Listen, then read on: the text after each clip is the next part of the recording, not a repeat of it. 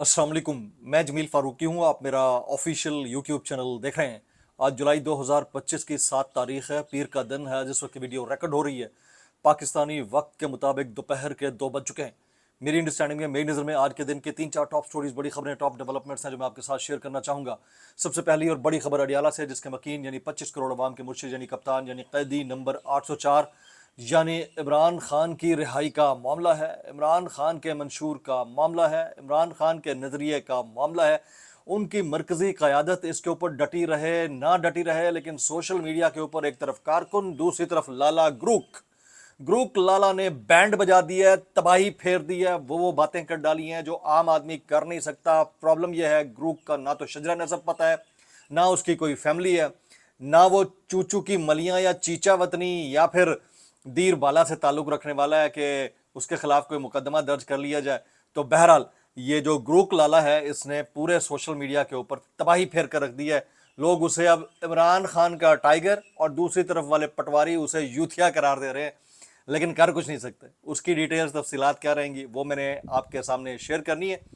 इसके अलावा एक और सियासी जंग का आगाज़ हो चुका है। एक नई पॉलिटिकल बैटल फील्ड है। नाम मानने वालों ने नाम मानना है और मानने वाले पहले दिन से मानकर बैठे हुए हैं और हिस्सा बजुस जुस्सा चीज़ें तस्लीम कर रहे हैं। जो नहीं मान रहे हैं उन्होंने क्या एक्टिविटी कर डाली है, उसकी डिटेल्स क्या रहेंगी, तफसीलात क्या रहेंगी, वो मैं शेयर करूंगा। इसके अलावा पाकिस्तान तहरीक इंसाफ ने अब इमरान खान साहब की सेहत से मुतालिक तहफ़्फ़ुज़ात ज़ाहिर करना शुरू कर दिए हैं, कंसर्न्स ज़ाहिर करना शुरू कर दिए हैं। किस नौइयत के तहफ़्फ़ुज़ात हैं वो भी मैं शेयर करूंगा। इफ्तिखार अहमद साहब मंसूर अली खान के शो में आए, क्या कुछ बोल डाला और क्या तकरार हुई, वो बड़ा इंपॉर्टेंट है। मुझे बड़ा सेंसेशनल किस्म का वो टॉपिक लगा, वो शेयर करूंगा। कुछ वायरल ट्वीट्स, वायरल बयानात, इसलिए गुजारिश है वीडियो शुरू से आखिर तक। एक और गुजारिश, अगर आपने चैनल नहीं किया अभी तक, ज़रूर सब्सक्राइब कर लीजिएगा। बेल आइकन यानी घंटा या घंटी अपने अंगूठे उंगली या साथ रखे डंडे से दबा सकते हैं। इसके अलावा व्हाट्सएप चैनल का लिंक हर वीडियो डिस्क्रिप्शन के अंदर मौजूद होता है, जाकर उसको क्लिक करके ज्वाइन कर लेंगे, आपका हमारा रब्ता बेहतरीन तरीके से हो सकता है। सबसे पहले आप लोगों से ये गुजारिश है कि फॉर्म 47 के वज़ीर आज़म के फरमुदात के ऐन मुताबिक जैसा है, जहाँ है कि बुनियाद के ऊपर आप लोगों ने बस एक काम करना है, अपना एहतजाज ई ऊ ऊ आ थू थू जिस जरिए से करना चाहें रिकॉर्ड करवा दें, ताकि एहतजाज रिकॉर्ड होता रहे और हालात बनते रहे। अच्छा, मैंने एक्सक्लूसिवली एक इंटरव्यू दिया है। मैंने आपको बताया था मेरा एक प्रोजेक्ट है 10 मिडिल क्लास फैमिलीज़ को डिजिटली एम्पावर करने का। तो पहली फैमिली जो है उनका काम तकरीबन आखिरी मराहल में, उनको एक एक्सक्लूसिव इंटरव्यू दिया है, आज किसी भी वक्त अपलोड हो जाएगा शीना फूड सीक्रेट्स के ऊपर। आपने ज़रूर देखना है। ज़ाहिर है कि मैंने एक मिशन शुरू किया है तो उसको आगे कंप्लीट करना भी मेरा काम है। आ जाते हैं ग्रूक लाला के ऊपर। ग्रूक लाला ने वो काम कर दिया है जो पाकिस्तान तहरीक इंसाफ की मरकजी क़यादत गुज़िश्ता 2.5 साल में नहीं कर पाई। मतलब इतना, वो कहते हैं कॉल इज फेड स्पेड, इतना खुलकर साफ साफ बोलना, पटवारियों की जई थई फेर दिया है, बैंड बजा दिया है, तबाही फेर कर रख दिया। यानी उसको बस सिर्फ थुड़कनी देने की देर होती है, उंगल देने की देर होती है और ये रॉकेट गया आसमान में। अब ना उसको कोई रोक सकता है, ना टोक सकता है, ना बलाएं ले सकता है। मैं वो तमाम कटिंग्स लेकर बैठा हुआ हूँ, एक एक मैं डिटेल में पढ़ नहीं सकता। उसकी रीजन ये है कि मैं पढ़ूंगा, मैं रगड़े में आ जाऊंगा। भाई ग्रुप को तो किसी ने नहीं पूछा ग्रुप का प्रॉब्लम क्या है। ये ग्रुप है या ग्रॉक है, ये भाई साहब जो है ये एआई टूल है, बिल्कुल उसी तरह से जिस तरह गूगल से आप पूछते हैं या चैट जीपीटी से पूछते हैं, वो आपके सामने डिटेल शेयर करता है। एक्स ने या ट्विटर ने एक वाला टूल अपना इंट्रोड्यूस कराया। मेरे ख्याल में सबसे ज्यादा इसका इस्तेमाल पूरी दुनिया में अगर कहीं हुआ है तो वो पाकिस्तान के अंदर हुआ है। सबसे ज्यादा सवाल पाकिस्तान। और मजे की बात यह है, आपके भाई ने आपके भाई ने पहला चुटकुला छोड़ा था इसके साथ। सबसे पहले मैंने इसको ट्रिगर किया था और उसके बाद फिर ये पिछले 4 दिन के अंदर जो मंधार शुरू हुई है, वो प्रोमिनेंट, मेरे ख्याल में मैं वाहिद बंदा था जिसने इसको उंगल की और ये भाई साहब बोलना शुरू हो गए। तो अब पटवारिस्तान के ऊपर बिजलियां गिराता हुआ उसके बराबर वाले खेमों के ऊपर बिजलियां गिरा रहा है और बड़ा तंग कर रहा है, बड़ी टेंशन दे रहा है। इसका ये भी प्रॉब्लम है कि ना तो ये चीचा वतनी से ताल्लुक रखता है, ना दीर बाला से ताल्लुक रखता है, ना ये हवेली लखा से ताल्लुक रखता है, ना ये लाहौर या मुरीदके के आसपास कहीं रहता है, ये कहीं एग्जिस्ट नहीं करता। ना इसके माँ बहन फैमिली चचाजाद मामूजाद फूफीजाद है कि मुकदमा डाल दीजिए। अरे एक पर्चा बनता है ग्रुप के ऊपर, नहीं तो ग्रुप के इस बोलने के ऊपर एक पर्चा खान के ऊपर बनता है, ठोक देना चाहिए कि ये ग्रुप कितना बोल रहा है, ये यूथिया है, इसका जो है तमाम तर जो नजला है ये अडियाला जेल के कैदी नंबर 804 पर गिराना चाहिए। جو ہسٹری ہے وہ تو یہی بتاتی ہے. آگے دیکھتے ہیں آگے کیا ہوتا ہے. اچھا اب سیاسی بیٹل فیلڈ کے اندر کچھ تبدیلیاں میں دیکھ رہا ہوں, یہ میں کچھ خبریں آپ کے ساتھ شیئر کرتا ہوں. خیبر پختونخوا میں مخصوص نشستوں پر قانونی جنگ جو ہے وہ ایک نیکسٹ راؤنڈ کے اندر داخل ہو گئی ہے. پی ٹی آئی اور اے این پی کے بعد مسلم لیگ نون بھی پشاور ہائی کورٹ پہنچ گئی. کچھ دیر بعد کیس کی سماعت ہے جی, بلکہ اس وقت جس وقت آپ یہ ویڈیو دیکھ رہے ہوں گے اس وقت یہ سماعت جاری ہوگی. جے یو آئی کو زیادہ اور ہمیں کم نشستیں ملی ہیں, یہ نون لیگ نے وہاں پر اپنا مدعا رکھ دیا ہے. اب دیکھتے ہیں کہ اس کے اندر سے وہاں پر کیا نکلتا ہے جناب. اسپیکر پنجاب اسمبلی ملک محمد احمد خان نے معطل کیا گیا پاکستان تحریک انصاف کے 29 ارکان کے خلاف ریفرنس الیکشن کمیشن بھجوانے کا جو معاملہ ہے اس میں انہوں نے کہا کہ میرے ریفرنس پر سوال اٹھانے والے دانشور اینکر اور وکلا پہلے آصف کھوسا, اعجاز الاحسن, عمرتا بندیال اور ثاقب نثار والا فیصلہ پڑھیں اور خدا دا خوف کریں. اور یہ فیصلہ تہاڈے اوتے بھی لاگو ہوندا سی یا صرف ایک جماعت دے لوگوں تے لاگو ہوندا ہے؟ کوئی عقل کرو, کوئی ہوش کرو, بے وقوفی والی باتیں کرتے چلے جاتے ہیں اور کوئی سوال کرے تو پھر پیکا شیکا ٹیکا شیکا.